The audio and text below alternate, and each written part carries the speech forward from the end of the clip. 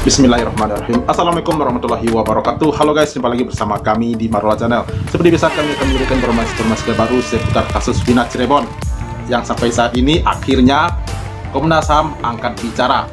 Seperti video kali ini, akhirnya terkuak. Komnas HAM angkat bicara. Rudiana CS telah melakukan 3 pelanggaran HAM saat penyelidikan kasus Vina 2016 lalu. Nah, gokil nggak ya? Kenapa selama ini disembunyi-sembunyikan begitu? Ada apa nih semuanya ya? Oke guys, coba videonya mari saksikan. Let's go. Sudah mengeluarkan laporan sedikit dan juga rekomendasi terkait pemantauan pembunuhan Vina dan Eki. Hasilnya itu apa? Nah, hasilnya waktu itu ada pemukulan. Tuh. Atau omisi sama tahanan. Penyiksaan selama proses hukum itu terbukti menurut Komnas HAM. Rudiana, Gugun Gumilar, Aris Papua itu masuk nggak di nama yang ditemukan? Sudah diserahkan minggu ini ya? Sudah diserahkan ke Kapolri lewat Irwasum. Benar kan? Ya, benar kan? Iya. Mengakui bahwa di 2016 memang tidak menerapkan scientific investigation. Menerapkan ternyata? Ada yang tadi yang melakukan otopsi, ekshumasi. Kemudian juga sebenarnya ekstraksi percakapan. Ya, digital forensik segala macam. Nah, mungkin itu yang kalau Komnas HAM tidak, karena itu bukan ranah Komnas HAM juga. Lagi-lagi itu proses ya. Itu kan sistem keadilan pidana. Ya, silakan itu mungkin diperdalam proses untuk tadi terkait dengan kebenaran material ya. Yang scientific investigation-nya itu penting prinsipnya. Begitu. Mbak Uli, makasih udah konfirmasi tadi banyak hal yang kalau kita trace di Google tuh nggak akan nemu tadi yang soal proses etik 2017 ternyata sudah, dan hari ini di perbincangan kita sudah dikonfirmasi bahwa Komnas HAM sendiri sudah sampai ke kesimpulan bahwa memang ada pelanggaran HAM dengan 3 jenis tadi, pembatasan akses terhadap bantuan hukum, penganiayaan, dan juga penangkapan secara sewenang-wenang, dan itu sudah diserahkan kepada Kapolri melalui Irwasum. Iya, betul. Iya. Jadi sekarang bolanya ada di Mabes Polri, saya mau datang ke Mabes Polri kalau gitu setelah ketemu Bang Uli. Bang Uli, makasih banyak ya. Iya. Mantap Pak Grace ya. Terbaru pada hari ini, hari Senin tanggal 14 Oktober 2024. Kita bersyukur salah satu lembaga negara, Komisi Hak Asasi Manusia Republik Indonesia, memberikan statement pada hari ini bahwa terkait dengan kasus Vina dan Eki di Cirebon, khusus yang menyangkut 8 tersangka yang saat ini masih mendekam adalah 7 terpidana seumur hidup yang masih ada di dalam lapas. Hari ini mereka memberikan press release bahwa Komnas HAM sudah menyimpulkan, mendapatkan hasil analisa mereka terdapat 3 pelanggaran. Iya. 3 pelanggaran ya kan? Sampaikan. Ya, yang pertama adalah menyangkut hak untuk mendapatkan perlindungan atau pendampingan hukum. Ya, itu tidak didapatkan oleh para tersangka, khususnya kepada 7 terpidana yang saat ini masih mendekam yang sudah divonis hukuman seumur hidup. Hak ini sebagaimana kita tahu bahwa di dalam praktik juga kami sudah munculkan bahwa ini menjadi hak dasar, bahwa itu adalah Miranda Rules. Karena itu adalah hak dasar dari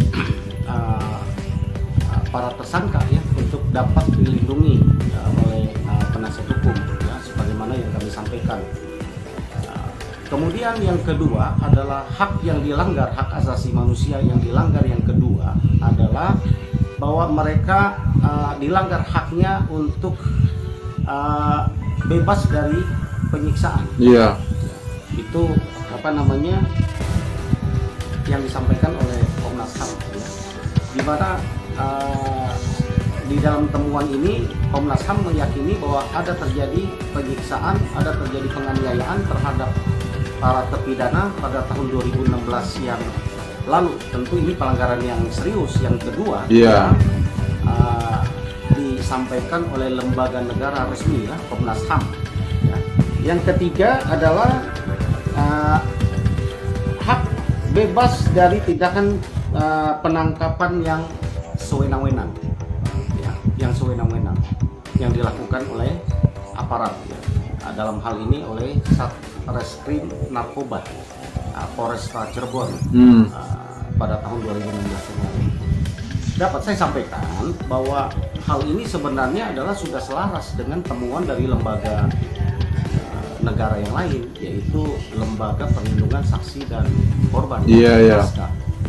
Di mana press release-nya di bulan akhir Juli 2024 yang lalu juga, LPSK juga sudah mempublikasikan hasil telaah dari mereka yang menemukan hal yang mirip seperti yang di press conference oleh Komisi Hak Asasi Manusia Republik Indonesia ini. Di mana mereka dalam press release-nya menenggalai adanya penyiksaan, ya, adanya kesewenang-wenangan yang dilakukan oleh aparat pada tahun 2016 yang lalu. Saya berpikir bahwa selaku kuasa hukum dan penasihat hukum dari mereka bahwa ini adalah rekomendasi yang cukup serius untuk Kepolisian Republik Indonesia, ya, bahwa dua lembaga negara, ya, satu Komisi Hak Asasi Manusia Republik Indonesia, yang satu lagi ada LPSK, sudah merekomendasikan dan menemukan dalam telaahnya, menyimpulkan dan memberikan rekomendasi. Saya pikir bahwa ini harus ditindaklanjuti. Betul, dan setuju. dalam waktu dekat juga kami akan terus memantau, ya, bertanya kepada teman-teman di Barreskrim Mabes Polri terhadap LP kami kepada tiga, ya, LP pertama kepada Pak Pasren dengan Taufik, yang kedua adalah LP kepada Rudiata, yang ketiga adalah Aib dan Riki. Ya, itu 3 LP yang sudah kami mewakili para terpidana melaporkan mereka di Barreskrim yang sekarang bergulir dalam laporannya.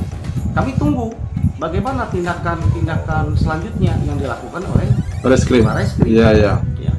Bahwa apalagi dengan adanya rekomendasi dari Komnas HAM, LPSK, ya, bahwa ini sebenarnya mereka ini lembaga negara yang memberikan penelitian, dan hal ini sudah kami buktikan lewat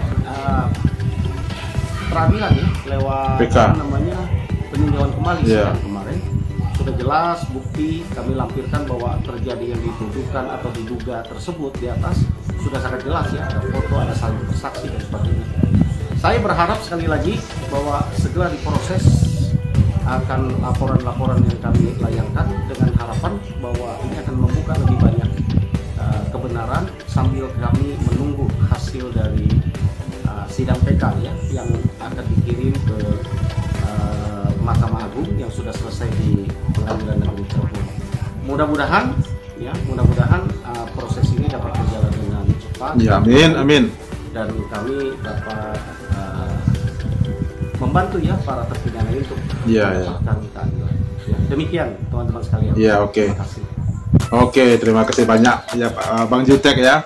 Nah, jadi ternyata Komnas HAM bersama LPSK yang dua lembaga negara ini telah menanggapi hal tersebut, guys, dan juga telah mengatakan kalau ada pelanggaran HAM di situ, ya, terhadap para terpidana ini, begitu, ya.